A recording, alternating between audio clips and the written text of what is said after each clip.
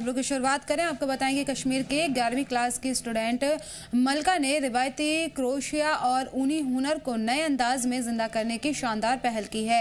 उन्होंने ये हुनर अपनी दादी से सीखा, जो पुराने ज़माने में हाथ से बने गर्म कपड़ों की माहिर थीं। मलका ने बताया है कि उनकी दादी और परदादी दोनों ही इस फन में माहिर थीं और अब वो इस विरासत को आगे बढ़ाते हुए इसे मॉडर्न टच दे रही हैं। उन्होंने हैंडमेड क्रोशिया प्रोडक्ट के साथ में एक छोटा स्टार्टअप भी शुरू किया है।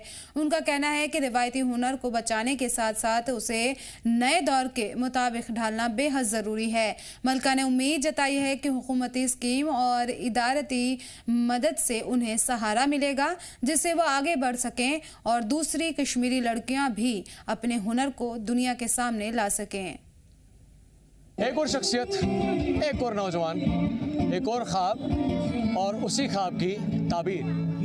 हम लगातार बात कर रहे हैं उन नौजवानों के, उन ख्वाबों की जो हमें यहाँ पे पूरे होते हुए नज़र आ रहे हैं।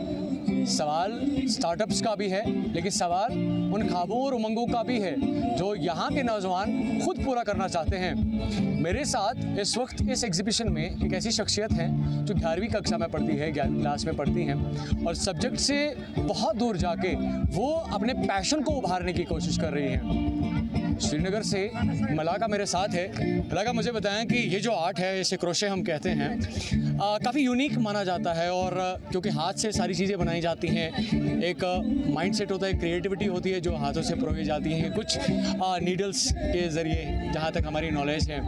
तो बहुत ही ज़्यादा एक यूनिक और डिफरेंट चीज़ है जो हमें करंटली यहाँ पे देखने को मिल रही है और लोगों को शायद इस बारे में ज़्यादा नॉलेज भी नहीं है जिस तरह से हम देखते हैं यूजुअली एग्जीबिशंस में। इधर चैलेंजिंग एक हॉबी कहें, इसे पैशन कहें, जज्बा कहें, या एक एंटरप्रेन्योर बनने का एक ख्वाब हमारे सामने है।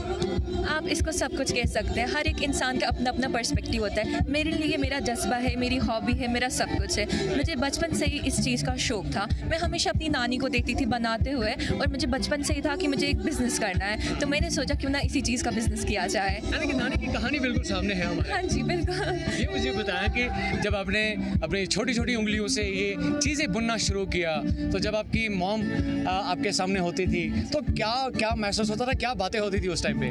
उस टाइम पे मेरी मम्मा यही कहती थी, मेरी मम्मा को ये करना नहीं आता है। मेरी मम्मा यही कहती थी कि आपको ये कहाँ से आया, मुझे तो ये नहीं आता है। और इस चीज़ के पीछे मेरे स्कूल का बहुत बड़ा हाथ है। मेरे स्कूल ने हमेशा मुझे करने के लिए, हमारे स्कूल में हमेशा हर साल बाल मेला होता है, वहाँ पे हम अपने स्टॉल्स लगाते हैं और अपनी जो कला होती है उसको हम आगे रिप्रेजेंट करते हैं और बाकी बच्चे आते हैं, टीचर्स आते हैं और हमसे वो चीज़ें खरीदते हैं। तो हमें हमारे स्कूल ने एक बहुत बड़ा प्लेटफॉर्म अता किया है। छोटी उम्र में ये हम देख रहे हैं कि ये ख्वाबों की दुकान तो बिल्कुल सामने है, ऐसा कोई शक नहीं है। हमारे सामने अभी खरीदार भी आ रहे हैं, राइट। ये मुझे बताएं कि ये जो एक्सपोजर है, ये इस एक्सपोजर के पीछे राज क्या है?